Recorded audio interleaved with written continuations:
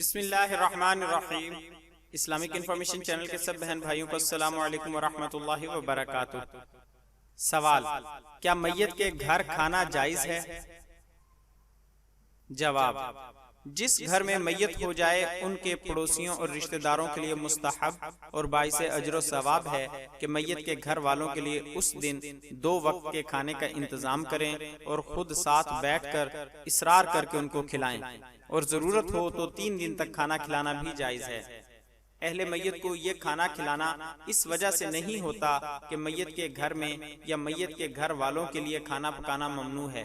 بلکہ اس وجہ سے ہوتا ہے کہ غم و حزن اور تجہیز و تکفین کی مشغولیت کی وجہ سے ان کو کھانا پکانے کا موقع نہیں ملے گا۔ لہٰذا اگر میت کے گھر والے خود اپنے لیے اسی دن کھانا بنائیں تو اس کی اجازت ہے۔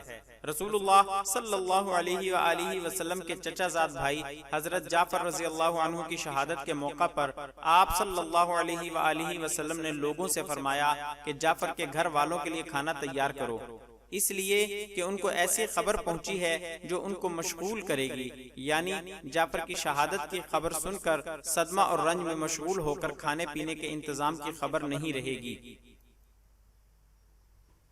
لیکن یہ کھانا صرف میت کے گھر والوں کے لیے ہے، یہ نہیں کہ تمام برادری اور قوم کو کھلایا جائے، کیونکہ تعزیت کرنے والوں کو اپنے اپنے گھروں کو واپس جانا چاہیے، میت کے گھر قیام بھی نہیں کرنا چاہیے، اور اہل میت کے یہاں ضیافت و دعوت بھی نہیں کھانی چاہیے، کیونکہ دعوت کا کھانا تو خوشی کے موقع پر مشروع ہے، نہ کہ غم کے موقع پر۔ اسی لیے فقہا نے تعزیت کے موقع پر کھانے کی دعوت کو مکروہ اور بدعت مستقبحہ قرار دیا ہے۔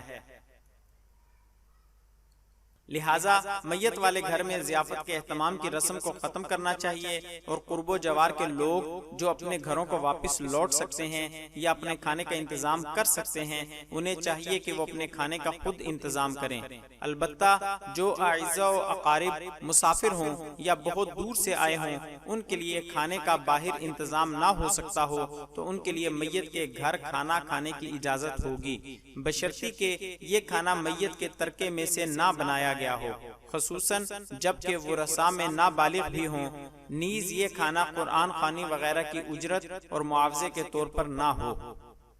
فتویٰ دارالافتاء جامعہ علوم اسلامیہ علامہ محمد یوسف بنوری ٹاؤن۔ مزید اسلامی معلومات حاصل کرنے کے لیے ہمارے چینل کو سبسکرائب کریں اور ہماری ویڈیوز کو لائک اور شیئر ضرور کریں۔ شکریہ، جزاک اللہ خیرہ۔